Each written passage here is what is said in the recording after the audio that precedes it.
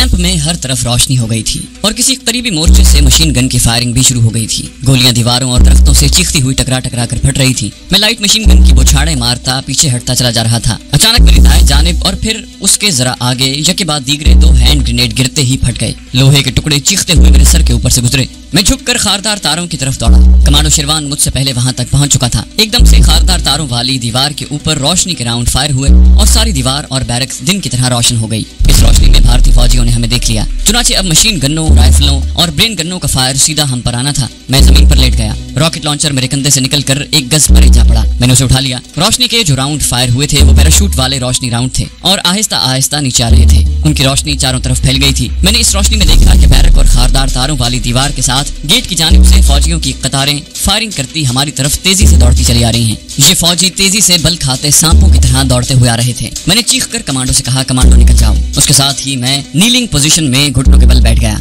Launcher में एक rocket load किया। मैंने पहला रॉकेट करीबी बैरक की तरफ से आते फौजियों को निशाने लेकर फायर कर दिया। रॉकेट उनके दरमियान धमाके से फट गया। धमाके के साथ शूले बुलंद हुए और उसकी रोशनी में मुझे भारतीय फौजियों के जिस्म उड़ते नजर आए। मैंने दूसरा रॉकेट इसी पोजीशन में बैठे रुख बदल कर गेट की तरफ से आते फौजियों पर फायर कर दिया। उस तरफ भी रॉकेट धमाके से फटा और न जाने कितने फौजियों के परखचे उड़ गए। मैं खारदार तारों की तरफ दौड़ा। रोशनी वाले राउंड नीचे आकर बुझ गए थे। मुझे कमांडो शेरवान नजर नहीं आ रहा था। अचानक 3 और रोशनी राउंड फायर हुए और मैंने उनकी रोशनी में कमांडो को मौलवी साहब के कांधे पर डाले खारदार तारों के शिगाफ ही से बाहर की तरफ निकलने की कोशिश करते देखा। इस दौरान वहां और फौजी नमूदार हुए और पहले की तरह मशीन गन और राइफलों का फायर हमारी तरफ आने लगा। मैं रिंग रिंग कर तारों की तरफ बढ़ रहा था। जब 2 हैंड ग्रेनेड मेरे करीब धमाकों से फटे तो मैंने लेटे लेटे बाकी चारों रॉकेट भी पोजीशन बदल बदल कर भारतीय फौजियों पर फायर कर दिए। फौजी कैंप में हर तरफ धमाके, शोले, धुआं और शोरगुल मचा हुआ था। मैंने रॉकेट लॉन्चर एक तरफ फेंका और लेटे लेटे रेंगने लगा। अचानक कैंप में यक के बाद दीगरे कयामत खेज धमाके शुरू हो गए। ये धमाके खारदार तारों के साथ साथ आगे गेट की तरफ होते जा रहे थे।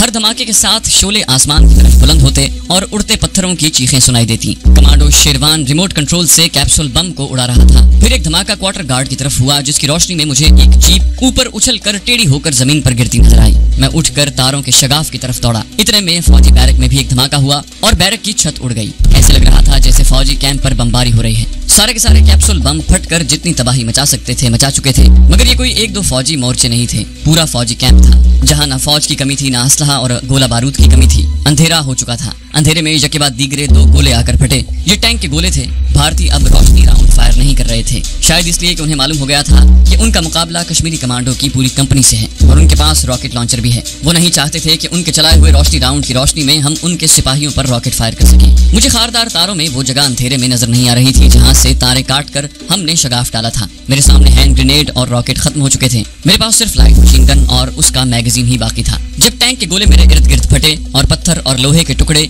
चीख चीख कर उड़ने लगे तो मैं जमीन पर लेट गया और अंधेरे में दाएं बाएं और सामने की जानिब फायरिंग शुरू कर दी। साथ साथ मैं कांटे वाली तारों की दीवार की तरफ भी खिसकता जा रहा था। कोई गोला फटता तो उसकी रोशनी में मुझे दीवार के तार नजर आ जाते। एक बार गोला फटा तो मुझे तारों में एक सुराख दिखाई दिया। भारतीय फौजियों को अब मैं भी शायद नजर नहीं आ रहा था। चुनाचे फायरिंग मेरी दाएं जानिब हो रही थी और उस तरफ से गोलियां चीखती हुई गुजर रही थी। टैंक की गोलाबारी बंद हो गई थी। मैं तारों में टूटी हुई जगह देख चुका था। मैं अंधेरे में उठकर उस तरफ दौड़ पड़ा और तेजी से शगाफ में से दूसरी तरफ निकल गया। मुझे कमांडो शेरवान नजर नहीं आया। मैंने यही समझा कि वो मौलवी साहब को निकाल कर ले गया है। मैंने शगाफ से लाइट मशीन गन कंधे पर डाली और अंधेरे में दरख्तों की तरफ दौड़ा। अभी मैं काफी दूर था कि किसी तरफ से टैंक का गोला आकर मुझसे 10-12 कदम आगे फटा। मैंने गोले की चीख की आवाज पहले सुन ली थी। मैंने जमीन पर अपने आप को गिरा दिया। गोला धमाके से फटा। पत्थर और लोहे के टुकड़े जन्नाटे से इधर उधर बिखर गए। कुछ मिट्टी मेरे ऊपर भी गिरी। मैं लेटा हुआ था इसलिए बच गया। दौड़ रहा होता तो मैं उड़ गया था। मैं दोबारा दौड़ने के लिए उठा तो ऐन उस वक्त कैंप की जानिब इकट्ठे 3 रोशनी राउंड एक के बाद एक फायर हुए जिनकी रोशनी में घास के तिनके तक नजर आने लगे। मैं वहीं बैठ गया। अभी रोशनी राउंड्स की रोशनी बुझ नहीं थी और मैं बैठे बैठे जमीन से बाहर निकले हुए पत्थरों की तरफ चलने लगा था कि मेरे सामने और दाएं बाएं की जानिब से जबरदस्त फायरिंग के साथ कितने ही भारतीय फौजी दौड़ते हुए छलांगे लगाते हुए मेरे सामने आ गए। उनकी राइफलों और ब्रेन गन्नों और स्टेन गन्नों के रुख मेरी तरफ थे। उनका सेक्शन कमांडो हाथ में पिस्तौल पकड़े मेरी तरफ आया और उसने मुझे ठुड्डे मारने शुरू कर दिए। मैं उन्हें कुछ भी नहीं कह सकता था। मैं ये भी नहीं कह सकता था कि मैं तो चरवाहा हूं। मेरा हुलिया फुल कमांडो का हुलिया था। मेरी शक्ल, मेरे कपड़े और मेरे पास जो असलहा था वो गवाही दे रहा था कि मैं खतरनाक कमांडो हूँ। सेक्शन कमांडो ठुड्डे मारते मारते थक गया तो दूसरे फौजी आगे बढ़ गए। फौरन मेरी तलाशी लेते हुए मेरा revolver, light machine gun, commando चाकू और मैगजीन बेल्ट उन्होंने अपने कब्जे में कर ली। मेरे दोनों हाथ पीछे बांध दिए गए और खींचते हुए कैंप के गेट की तरफ ले जाने लगे। इस दौरान रोशनी राउंड बुझ गए थे मगर फौजी कैंप की तरफ काफी रोशनी हो रही थी। इस रोशनी में मुझे कैंप की कई जगहों से धुआं उठता नजर आ रहा था और ऐसी आवाजें आ रही थीं कि जैसे फौजी आग बुझा रहे हैं। आग बुझ चुकी थी मगर धुआं उठकर आसमान की तरफ जा रहा था। फौजी कैंप के गेट से कुछ फासले पर एक फौजी ट्रक खड़ा था। हमारे कैप्सूल बमों ने गेट का एक हिस्सा उड़ा दिया था। फौजी इधर उधर दौड़ दौड़ कर क्रेट बाहर निकाल रहे थे। शायद ये असलहे के क्रेट थे। मुझे धक्का देकर फौजी ट्रक में गिरा दिया गया। 6-7 मुसल्लाह भारतीय फौजी भी अंदर आ गए और ट्रक एक तरफ को चल पड़ा। मुझे ट्रक में इस तरह बिठाया गया था कि मैं भारतीय फौजियों में फंसा हुआ था। यहाँ मेरे दोनों हाथ रस्सियों से पुश्त की तरफ बांध दिए गए। उस वक्त मुझे कमांडो शेरवान का ख्याल आ रहा था। खुदा करे कि वो मौलवी साहब को लेकर निकल गया हो। जरूर वो निकलने में कामयाब हो गया होगा, क्योंकि ये लोग उसे गिरफ्तार नहीं कर सके थे। अगर गिरफ्तार करते तो वो भी मेरे साथ होता। फिर मुझे अपने इस मुजाहिद कमांडो का भी ख्याल आया जो खच्चर लेकर कमीनगाह से हमारे साथ आया था। उसे हमने पीछे दरख्तों के नीचे अंधेरे में बिठा दिया था। हमने सोचा था कि मौलवी साहब पर भारतीयों ने कितना तशद्दुद किया है कि शायद वो हमारे साथ भाग नहीं सकेंगे। चुनाचे हम उन्हें खच्चर पर बिठाकर अपने मुजाहिद के हमरा किसी दूसरे खुफिया पहाड़ी रास्ते से कमीनगाह की तरफ रवाना कर देंगे। खुदा करे कि ये मुजाहिद कमांडो और कमांडो शेरवान मौलवी साहब को लेकर वहां से निकलने में कामयाब हो गए हों। मुझे अब अपनी कोई फिक्र नहीं थी। मेरे साथ जो सुलूक होने वाला था वो मेरे सामने था और ये सुलूक मेरे साथ कई बार हो चुका था। मुझे किसी फौजी इंटरोगेशन सेंटर या किसी टॉर्चर सेल में ले जाया जा रहा था, जहां मुझ पर टॉर्चर किया जाएगा। ऐसी ऐसी अजियतें ऐसे ऐसे घिनौने तरीकों से दी जाएंगी कि जिनका आप लोग तसव्वुर भी नहीं कर सकते। मैं ये तमाम अजियतें बर्दाश्त करने के लिए अपने आप को तैयार कर चुका था। एक तो मुझे दुश्मन का इंतहा दर्जे का टॉर्चर बर्दाश्त करने की तरबियत दी गई थी। दूसरे मेरे सामने और कोई रास्ता नहीं था। जाहिर है मैं भारतीय फौजियों की हिरासत में था और मैंने अपने साथी कमांडो के साथ मिलकर भारतीयों का तकरीबन सारा फौजी कैंप तबाह कर दिया था और न जाने उनके कितने फौजी जवान और अफसर हलाक कर दिए थे। मेरा एक बाकायदा कमांडो होना भी मेरे लिबास और एक्शन से साबित हो चुका था। अब ये सोचना अहमकाना बात थी कि ये लोग मेरी तरफ से जरा सा भी गाफिल होंगे और मैं इनकी गफलत से फायदा उठाकर फरार हो सकूंगा। अगरचे दुश्मन की हिरासत से फरार होना मेरा हक था और मेरा फर्ज भी था और मैंने फरार के तरीके भी सोचने शुरू कर दिए थे। लेकिन उस वक्त मेरा जहन दुश्मन फौजियों के हाथों पकड़े जाने और कमांडो शेरवान की कामयाबी के साथ मौलवी साहब के वहां से निकल जाने से परेशान था और मुझे कुछ समझ नहीं आ रहा था कि मैं भारतीयों की कैद से कैसे फरार हो सकूंगा। ट्रक पहाड़ी रास्तों पर रात के अंधेरे में चला जा रहा था। भारतीय फौजी मुझे गालियां दे रहे थे। एक दो ने गुस्से में आकर मुझे थप्पड़ भी मारे। वो बार बार कह रहे थे कि तुम पाकिस्तानी कमांडो हो, कश्मीरियों की मदद करने आए थे। हम तुम्हें ऐसा मजा चखाएंगे कि अपने बाप का नाम भी भूल जाओगे। इनमें 2 सिख फौजी भी थे। मैंने महसूस किया कि वो खामोश बैठे थे। इनमें से किसी ने ना तो मुझे गाली दी और ना थप्पड़ ही मारे, लेकिन मैं किसी खुशफहमी में मुब्तला नहीं था। मुझे अच्छी तरह मालूम था कि ये सिख फौजी मेरी सिर्फ इतनी ही मदद कर सकते हैं कि मुझे मारने पीटने और गालियां देने में हिंदू फौजियों का साथ न दें। ट्रक पहाड़ की उतराई उतरने के बाद हमवार सड़क पर आ गया था। ट्रक के ऊपर तरपाल की छत पड़ी हुई थी। सिर्फ दरवाजे पर तरपाल नहीं थी, जहां से पहाड़ों की रात की सर्द हवा अंदर आ रही थी और अंधेरे में कुछ दिखाई नहीं देता था। ट्रक एक तरफ मुड़ गया। ये कोई और भारतीय फौजी कैंप था। यहाँ ट्रक पर से मुझे खींच कर उतारा गया। फौजी मुझे धक्के देते ठुड्डे मारते कैंप के क्वार्टर गार्ड में ले गए और अंदर धकेल कर उसके लोहे की सलाखों वाला दरवाजा बंद कर दिया। बाकी की रात मैंने फर्श पर बैठकर और कभी लेट कर गुजारी। दरवाजे के आगे 2 मुसल्ला भारतीय फौजी हाथों में स्टेन गन लिए सारी रात पहरा देते रहे। जब दिन निकला तो 6-7 फौजी मार्च करते हुए आए। क्वार्टर गार्ड के सामने जमीन पर जोर से पांव मारकर रुक गए। उनके आगे आगे एक सूबेदार मेजर था। वो क्वार्टर गार्ड की जेल की तरफ बढ़ा। बाहर जो फौजी पहरे पर खड़ा था उसने फौरन ताला खोल दिया। सूबेदार मेजर ने अंदर आते ही मेरी आंखों पर कसकर पट्टी बांधी और मुझे बाजू से पकड़कर बाहर ले गया। आंखों पर पट्टी बंधने से पहले मैंने उसके कांधे पर एक स्टार, एक फूल और एक पट्टी का सूबेदार मेजरी का निशान देख लिया था। मेरे हाथ उन्होंने रात को ही खोल दिए थे, जहाँ फिर रस्सी से पुश्त पर बांध दिए गए। मुझे किसी गाड़ी में धकेल कर बिठा दिया गया। 2 फौजियों ने दोनों तरफ से मेरे बाजू पकड़ रखे थे। जब गाड़ी का दरवाजा बंद हो गया और बाहर से गाड़ी के दरवाजे को लॉक करने की आवाज आई तो उन्होंने मेरे बाजू छोड़ दिए। ये गाड़ी भी कोई ट्रक लग रहा था। इसके इंजन की आवाज ट्रक के इंजन जैसी थी। पहाड़ी उतराई चढ़ाई के रास्तों पर यह ट्रक देर तक सफर करता रहा। फिर हमवार सड़क आ गई। लगता था ट्रक मैदानी इलाके में आ गया है। मैदानी इलाके में ट्रक काफी ज्यादा रफ्तार से देर तक चलता रहा। मुझे फजा में गर्मी का एहसास होने लगा था। यूं लग रहा था जैसे ट्रक कश्मीर की ठंडी पहाड़ियों से निकलकर पंजाब के मैदानों में सफर कर रहा है। एक बार फिर पहाड़ी इलाका शुरू हो गया, मगर यहाँ पहाड़ों वाली ठंडी हवा नहीं थी। एक जगह ट्रक आखिर रुक गया। ट्रक से निकालकर 2 फौजी मेरे बाजू को पकड़कर मुझे चलाते हुए एक बंद सी फजा में ले आए। फिर उन्होंने मेरी आंखों की पट्टी खोल दी, हाथ की रस्सियां भी खोल दी। ये एक नीम रोशन लकड़ी की छत वाला कमरा था जिसका फर्श खाली था। कमरा छोटा सा था। मैं फर्श पर बैठ गया। एक सूबेदार मेजर मेरे सामने खड़ा मुझे खा जाने वाली नजरों से देख रहा था। कहने लगा, वो लैट्रिन है, उधर नल का लगा है। ये कहकर वो दरवाजा बंद करके बाहर से ताला लगाकर चला गया। कमरे में लैट्रिन का दरवाजा भी था। मैं उस तरफ गया, वहाँ नलके से बाल्टी में पानी गिर रहा था। यहाँ मैंने मुंह हाथ धोया और वापस आकर फर्श पर बैठ गया और सोचने लगा कि ये लोग मुझे कहाँ ले जा रहे हैं। बैठे बैठे काफी वक्त गुजर गया तो 2 फौजी आ गए। एक ब्रेन गन लेकर दरवाजे पर खड़ा था। दूसरे ने 2 रोटियां जिस पर दाल पड़ी हुई थी मेरे हाथ में थमा दी और मार्च करता बाहर निकल गया। दरवाजा एक बार फिर मुकम्मल कर दिया गया। मैंने दोनों रोटियां खा ली। कमरे की दीवारें पत्थर को जोड़कर तोड़कर बनाई गई थी। इनमें कोई खिड़की नहीं थी, कोई रोशनदान भी नहीं था। दिन की रोशनी सिर्फ बंद दरवाजे की दुर्जों में से अंदर आ रही थी। मैंने एक दुर्ज में से बाहर झांक कर देखा। बाहर मुसल्ला फौजी पहरा दे रहे थे। सामने कुछ फौजी गाड़ियां खड़ी थी। ये भी कोई फौजी कैंप ही था। कुछ मालूम नहीं था कि ये लोग मुझे कहाँ ले जा रहे हैं। मुझे कुछ शक हो रहा था कि इन्हें मेरे साबिका रिकॉर्ड का इल्म हो गया है और इस वजह से वो मुझसे जबरदस्त इंटरोगेशन करने के वास्ते जम्मू या उससे भी आगे पंजाब के किसी मिलिट्री इंटेलिजेंस हेडक्वार्टर में ले जा रहे हैं और मुझसे वो सब कुछ पूछना चाहते हैं जो मुझे मालूम है और वो भी पूछना चाहते हैं जो मुझे मालूम नहीं है। दूसरी बात ये भी बड़ी अहम थी कि उन्हें पता चल गया था कि मैं कश्मीरी कमांडो नहीं हूँ, क्योंकि मैंने ट्रक में फौजियों से जो दो एक बातें की थी उससे जाहिर हो गया था कि मैं कश्मीरी कमांडो नहीं हूँ। क्योंकि मैं कश्मीरी में बातचीत नहीं कर सकता था, इसलिए वो मुझे पाकिस्तानी कमांडो ही समझ रहे थे और एक ऐसे पाकिस्तानी कमांडो का भारत की मिलिट्री इंटेलिजेंस के हाथ आ जाना कोई मामूली बात नहीं थी, जो उनके असलहे से लदे हुए जहाजों, एमुनिशन के जखीरों, फौजी ट्रेनों और न जाने कितने फौजी कैंपों को धमाकों से बर्बाद कर चुका था। मेरा ख्याल था यहाँ से वो मुझे किसी दूसरी जगह ले जाकर पूछगिछ शुरू कर देंगे, लेकिन वो मुझे आगे न ले गए और उस जगह पूछगिछ का सिलसिला शुरू हो गया। ये सिलसिला वहाँ पहुँचने के एक दिन बाद शुरू हुआ।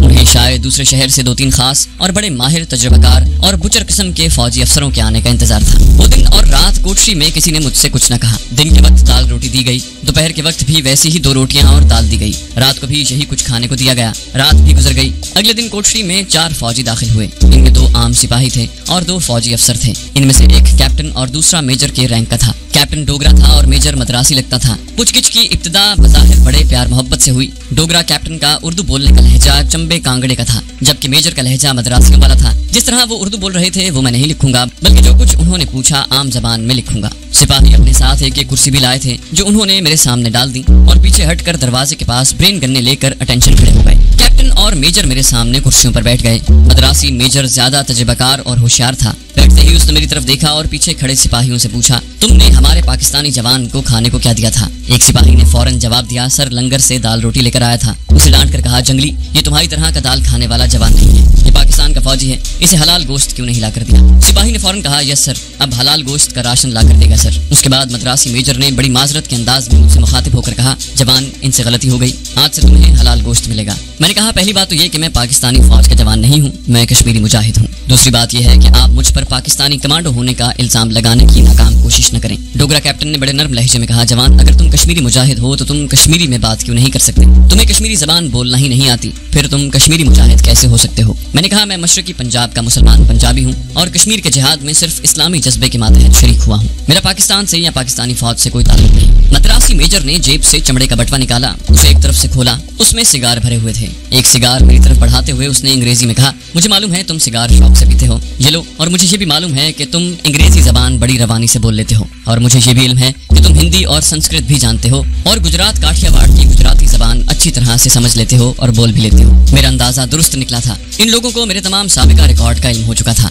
मैंने अंग्रेजी में जवाब देने की बजाय अपनी उर्दू जबान में ही कहा, मुझे न संस्कृत आती है, न मैं गुजराती जबान जानता हूँ और न मुझे सिगार पीने का शौक है। बेहतर होगा कि आप उल्टे सीधे हथकंडे आजमाने की बजाय मुझसे जो कुछ पूछना चाहते हैं सीधी तरह पूछें। अगर मुझे मालूम हुआ तो मैं बता दूंगा। मेजर और कैप्टन ने एक दूसरे की तरफ मानी खेज अंदाज में मुस्कुरा कर देखा। मद्रासी ने सिगार वाला बटवा बंद कर दिया, खुद भी सिगार न सुलगाया। कहने लगा, दोस्त, तुम तो खामखा नाराज हो गए हो, लगता है इस वक्त तुम्हारा मूड ठीक नहीं है, चलो फिर मिलेंगे। ये कहकर वो लोग कोठरी से चले गए। दरवाजा बाहर से लॉक कर दिया गया और बाहर 2 फौजी दरवाजे के आगे टहलकर पहरा देने लगे। लकड़ी की छत वाले इस छोटे से कोठरी नुमा कमरे में कोई खिड़की, कोई रोशनदान नहीं था। मैं सिर्फ दरवाजे की एक आध दुर्ज में से बाहर की थोड़ी सी झलक देख लेता। चूंकि ये मैदानों से जरा ऊपर की जानिब पहाड़ी इलाका था, इसलिए वहाँ मैदानी इलाकों वाली गर्मी और हब्स नहीं था। कश्मीर की पहाड़ियों वाली सर्दी भी नहीं थी। 2 दिन यूं गुजर गए, कोई मुझसे पूछगिछ करने न आया। इस दौरान मुझे 3 वक्त आलू गोश्त का सालन और ताज़ा रोटियां मिलती रहीं। 3 वक्त लंगर की चाय भी मिल जाती थी। तीसरी रात को एक साड़ी वाली नौजवान औरत अंदर आकर मेरे पास बोरिए पर बैठ गई। अब रात को मेरे कमरे में लैंप रोशन कर दिया जाता। उस औरत के माथे पर तिलक लगा था। ये हिंदू औरत थी, रंग खिलता हुआ था, जिस्म बड़ा पुरकशिश था, नक्श खूबसूरत थे, आंखें भी सहर अंगेज थीं। मैं समझ गया कि ये औरत इन लोगों ने ही मुझे सीधी राह से भटकाने और अपनी राह पर लाने के लिए भेजी है। औरत ने आते ही बड़ी साफ उर्दू में कहा, मैं जानती हूँ तुम यही समझ रहे होगे कि मुझे यहाँ के कैप्टन और मेजर साहब ने भेजा है। मैं इससे इनकार नहीं करूंगी। मुझे कैप्टन और मेजर साहब ने ही तुम्हारे पास भेजा है, तुम्हारा दिल बहलाने के लिए नहीं, बल्कि तुम्हें सिर्फ ये समझाने के लिए कि इन लोगों के आगे हठ धर्मी से काम न लेना। ये दोनों जल्लाद हैं और ये तुमसे 2-3 बातें पूछना चाहते हैं। इन बातों के बताने से तुम्हारे इज्जत और ओहदे में कोई फर्क नहीं आएगा, लेकिन इतना जरूर जरूर होगा कि तुम इंतहाई हौलनाक अजियत उठाने से बच जाओगे। मैं उस हिंदू औरत की तरफ देख रहा था। मैंने कहा, श्रीमती जी, तुम अपनी जगह पर हो सकता है ठीक करें, लेकिन मैं जानता हूँ कि ये लोग मुझसे क्या पूछना चाहते हैं, इसलिए अगर मैंने हठधर्मी से काम न भी लिया तो ये लोग मेरा एतबार नहीं करेंगे। औरत ने मुस्कुराते हुए कहा, मुझे तुम्हारी साफ गोई से खुशी हुई है। दूसरी बात कि मेरा नाम सुशीला है। तुम मुझे श्रीमती की बजाय सुशीला कहकर मुखातिब करोगे तो मुझे ज्यादा खुशी होगी। उसने बड़ी बेबाकी से मेरा हाथ अपने हाथ में लिया और उसे दबाते हुए बोली, इन लोगों ने मुझे तुम्हारे पास तुम्हें खुश करने के लिए भेजा है। मैं झूठ नहीं बोलूंगी, क्योंकि मुझे इस हकीकत का इल्म है कि पाकिस्तानी फौज के कमांडो बड़े आला किरदार के इंसान होते हैं। वो अपने किरदार पर जरा सा भी दाग नहीं आने देते। वो बड़े पाकबाज और बहादुर होते हैं। लेकिन मेरे दोस्त, ये बात मैं तुम्हें अपने तौर पर बताना चाहती हूँ कि ये लोग तुम्हें एकदम नहीं मारेंगे, तुम्हें खुद भी नहीं मारेंगे, बल्कि तुम्हारे जिस्म और तुम्हारी रूह को इस तरह छोटे छोटे टुकड़ों में तकसीम कर देंगे कि तुम खुद मौत की ख्वाहिश करने लगोगे। ये फिर भी तुम्हें नहीं मारेंगे। मैंने इस कैप्टन और इस मद्रासी मेजर जैसा संगदिल और इंसान को तड़पते हुए देखकर खुश होने वाला आदमी आज तक नहीं देखा। मैंने उसकी बात को काटते हुए कहा, सुशीला साहिबा, बेहतर यह है कि तुम भी अपना ये भाषण बंद करके वापस मेजर और कैप्टन के पास चली जाओ। तुम नाहक मेरा सर खा रही हो। सुशीला उठते हुए बोली, मैं तुम्हारी भलाई के लिए ये सब कुछ कह रही थी। तुम एक बार फिर मेरी बातों पर गौर करना। मैं कल आऊंगी। वो चली गई तो मैं आंखें बंद करके लकड़ी के फर्श पर जो बोरिया उन लोगों ने लाकर बिछाया हुआ था उस पर लेट गया। दोपहर को मुझे भुना हुआ गोश्त और उसके साथ 3 तंदूरी रोटियां दी गईं, साथ खीर भी थी। मैं समझ गया कि ये कुर्बानी का बकरा पाल रहे हैं। जो कुछ खिला रहे हैं सब एक एक करके निकाल लेंगे। मैं चूंकि हर किस्म का तशद्दुद और टॉर्चर के हर गैर इंसानी हरबे के लिए अपने आप को तैयार कर चुका था, इसलिए मजे से सब कुछ खाता पीता रहा। दूसरे दिन भी मेरी खूब आवभगत हुई। कोई मुझसे कुछ पूछने नहीं आता था। एक फौजी सिपाही खाना और चाय लेकर आता और चला जाता। दूसरी रात को सुशीला फिर आ गई। उस रात उसने बड़े भड़कीले रंग की साड़ी पहनी हुई थी, जिसमें से उसका पेट साफ नजर आ रहा था। पेट तो भारत में हर साड़ी पहनने वाली औरत का नजर आता था, मगर सुशीला का कुछ ज्यादा ही नजर आ रहा था। मैं समझ गया कि वो मुझ पर हमला करने के लिए पूरी तैयारी करके आई है। आते ही मेरे पास बैठ गई। कहने लगी, मेजर साहब और कैप्टन साहब तुम्हारी बड़ी इज्जत करते हैं। कहते हैं कि तुम बड़े बहादुर और कैरेक्टर वाले पाकिस्तानी कमांडो हो। मैंने वहीं उसकी बात काट दी। अपना जुमला दुरुस्त कर लो, मैं पाकिस्तानी कमांडो नहीं हूँ। वो हंसकर बोली, तुम कुछ भी कह लो, तुम वाकई मुझे बड़े अच्छे लगते हो। वो मेरे करीब हो गई और मेरा हाथ पकड़कर मोहब्बत से सहलाने लगी। मैंने अपना हाथ खींच लिया। तुमने जो बात करनी है वो करो और यहाँ से वापस चली जाओ। मैं वो नहीं हूँ जो तुम समझ रही हो। सुशीला ने मेरी बात को जैसे बिल्कुल न सुना। कहने लगी, इन लोगों ने तुम्हारा जो हाल करना है उसको सोचकर ही मेरी आत्मा कांपने लगती है। मैं तुम्हें भगवान का वास्ता देती हूँ कि इन्हें जो ये पूछना चाहते हैं बता दो, फिर ये तुम्हें कुछ नहीं कहेंगे। कम से कम मेरी खातिर अपने आप को मौत के हवाले न करना। मैं हंस पड़ा। कमाल है, तुम मेरी क्या लगती हो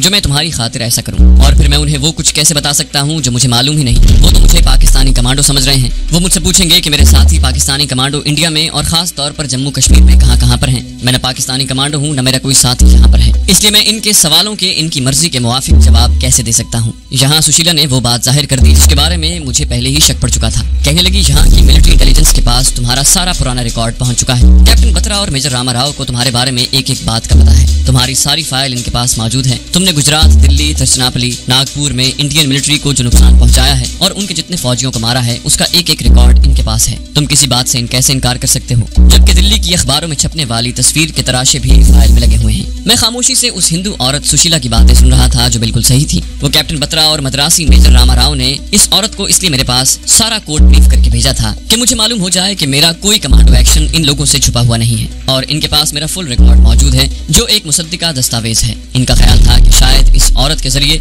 मैं इनके साथ समझौता करने पर राजी हो जाऊं, मगर ये बात मेरे उसूल के खिलाफ थी। ठीक है, अगर उन्हें मालूम हो गया था कि मैं कमांडो हूँ और मैंने बड़ी तबाही मचाई थी तो मैं इससे इनकार नहीं करूंगा, मगर इस बात को हरगिज तस्लीम नहीं कर सकता कि मैं पाकिस्तानी कमांडो हूँ, जबकि ये एक हकीकत भी थी। मैंने सुशीला से कहा, मुझे अब जो कुछ कहना है वो मैं कैप्टन बत्रा, मेजर रामा राव के सामने ही कहूंगा। तुम्हें अब बार बार मेरे पास आना नहीं चाहिए। सुशीला ने 2-4 बार मुझे समझाने की कोशिश की और फिर उठकर चली गई। उसके जाने के थोड़ी देर बाद मद्रासी मेजर रामा राव और डोगरा कैप्टन बत्रा आ गए। उनके साथ 2 फौजी थे जिन्होंने लोहे की 2 कुर्सियां उठाई हुई थी। कुर्सियां मेरे सामने रख दी गई। मेजर और कैप्टन उन पर बैठ गए। फौजी दरवाजे के पास खड़े हो गए। डोगरा कैप्टन ने बड़े दोस्ताना अंदाज में मुझे बताया कि मेरे बारे में उनके पास फुल रिकॉर्ड मौजूद है और ये कि मैं अपने पाकिस्तानी कमांडो होने का इनकार नहीं कर सकता। इसलिए तुम्हारे लिए यही बेहतर है कि जो हम तुमसे पूछें तुम हमें बता दो। हम सिर्फ तुमसे 2-3 सवाल ही पूछेंगे, तुम्हें ज्यादा बताने की जरूरत नहीं है। हाँ, मद्रासी मेजर ने मेरी तरफ झुक कर कहा, हमें सिर्फ ये बता दो कि तुम्हारे दूसरे पाकिस्तानी कमांडो यहाँ कहाँ पर छुपे हुए हैं और तुम्हारा अगला कमांडो ऑपरेशन क्या था।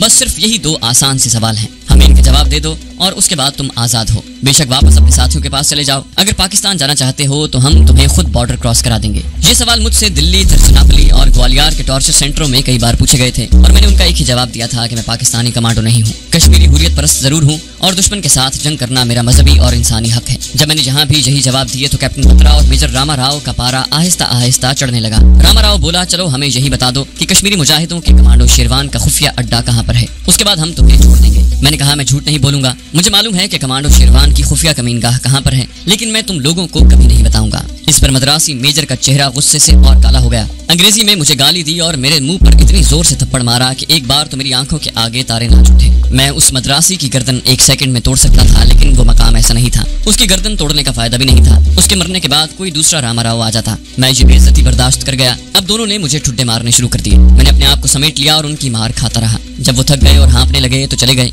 दूसरे रोज मुझे उस पहाड़ी फौजी कैंप के एक और कमरे में ले जाया गया, जहाँ अजियत देने और गैर इंसानी टॉर्चर के हर किस्म के हालात पड़े थे। इन लोगों ने मेरे साथ कैसा वहशियाना सलूक किया, ये मैं आपको बयान नहीं कर सकता। 1 घंटे के टॉर्चर के बाद वाकई तकलीफ बर्दाश्त न कर सका और बेहोश हो गया। मुझे टॉर्चर करने का सिलसिला शुरू हो चुका था।